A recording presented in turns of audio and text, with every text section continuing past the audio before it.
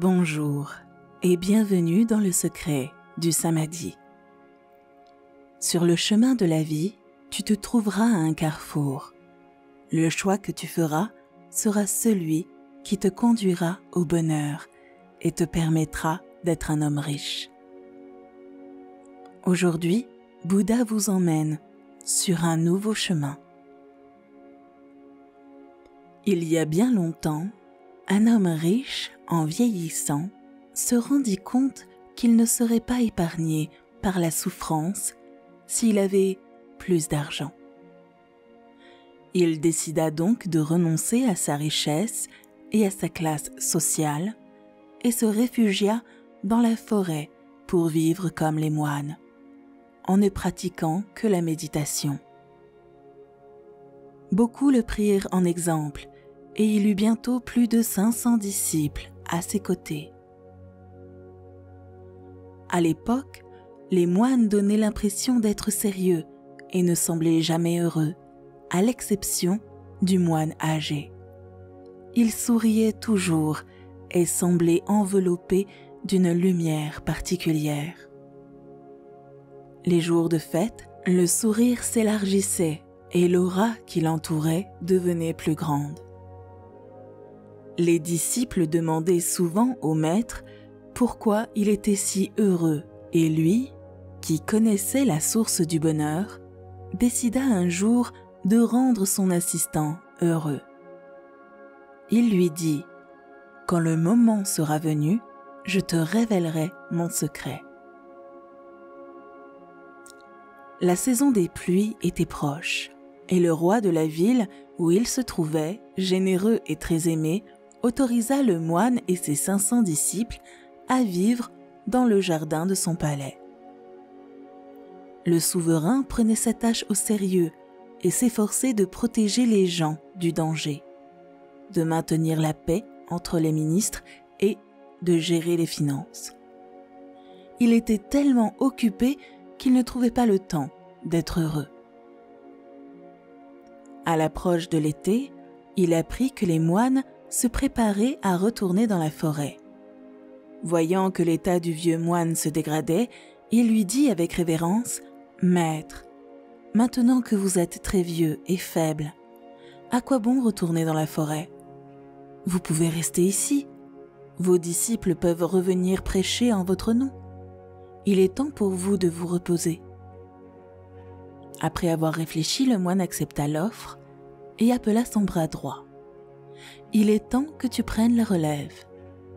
Tu vivras dans la forêt avec les autres disciples.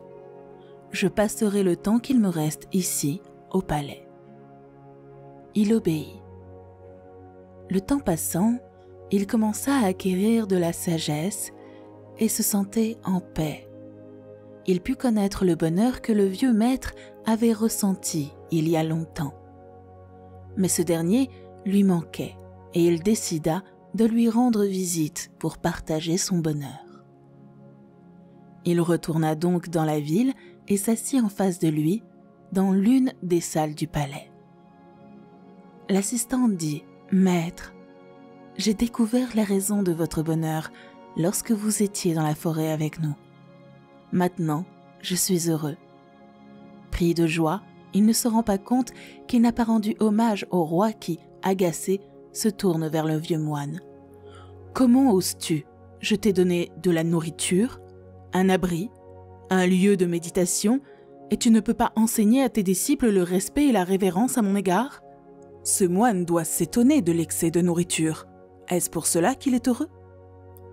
Ô roi, sois patient. Je te dirai bientôt la source de son bonheur, mais je t'assure qu'il ne profite pas des biens et de la nourriture que l'on trouve ici.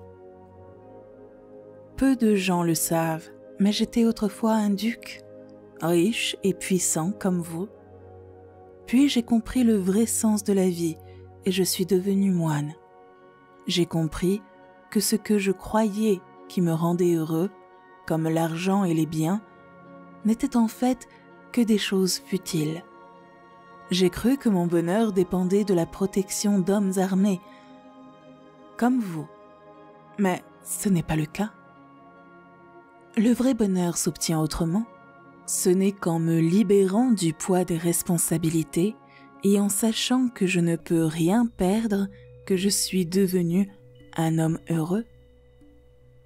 Un riche meurt comme un pauvre.